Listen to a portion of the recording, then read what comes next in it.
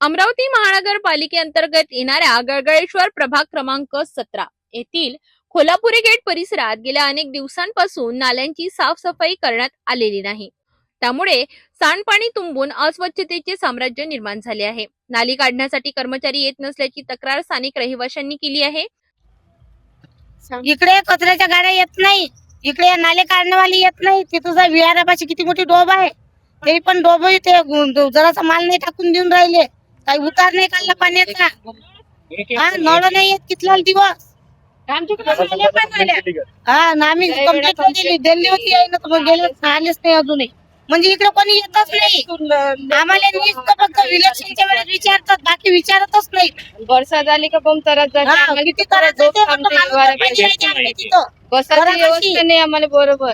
वंदना घेतो म्हटलं ना तर तरच जाते आश्वासन देते का बस आम्ही करतो करतो करतो, पण एकही जण करत नाही, एकही जण काहीच करून नाही पाहून राहिले। एक महिना झाला नगरसेवक घेऊन बघितलं नाही कोणी, काहीच नाही।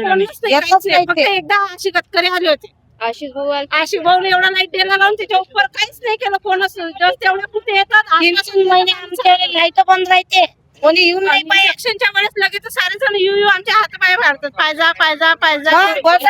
शाळेत नाही जात म्हटलं, 2-2 महिने घरी राहतात। दरम्यान कचरा संकलनही नियमित होत नसल्याने परिसरात ठिकठिकाणी कचऱ्याचे ढीग साचले आहेत।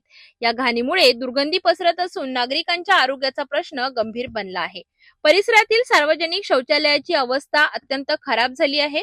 स्वच्छता आणि देखभालीचा पूर्ण अभाव दिसून येत असून नागरिकांना मोठा त्रास सहन करावा लागत आहे। समस्या काय झालं नेमकं तुम्ही तो आम्हाला? हमारी समस्या ये है कि हमारे मोहल्ले में कोल्हापुरी गेट भातकुली रोड, यहाँ पे गंदगी बहुत है, नाली नहीं निकल रही, कचरा नहीं उठा रहे, झाड़ू नहीं लग रही, बड़े बड़े मच्छर है। हमको कोई नेता कोई नगर सेवक की कोई सुविधा नहीं है। हमको हम बहुत परेशान हो गए, कंप्लेंट लिख दे के थक गए हम। अभी 1 महीना हो गया इलेक्शन के लिए, उसके बाद में भी 1 महीने में एक बार नाली निकली, कचरा 8 दिन बाद उठा, उसके बाद से अभी तक कोई नहीं आए। ये रोडों के लाइट बने, झाड़ू नहीं लगी, कचरा नहीं उठा रहे, बड़े बड़े मच्छर है, छोटे छोटे बाल बच्चे बीमार पड़ रहे, कोई सुविधा नहीं मिल रही हमको। और उसके अलावा आपको शौचालय का भी कुछ काम? शौचालय में भी जाके देखो सर आप, शौचालय में कोई सफाई नहीं है, पूरी लेटरिन पूरी गंदगी पड़ी हुई, लेडीजों को जगह नहीं है, बच्चे को जगह नहीं है, कुत्ता भी नहीं जा रहा उसमें, पूरी गंदगी पड़ी पड़ी लेटरिन में, साफ होता ही बताया हमने। दरवाजे वगैरह कुछ भी नहीं है, सफाई नहीं हो रही, कुछ नहीं है। लेके जा रहे। याशिवाय अनेक ठिकाणी स्ट्रीट लाईट बंद असल्यामुळे रात्रीच्या वेळी अंधाराचे साम्राज्य पसरते। त्यामुळे महिलांसह सर्वसामान्य नागरिकांच्या सुरक्षिततेचा प्रश्न निर्माण झाला आहे।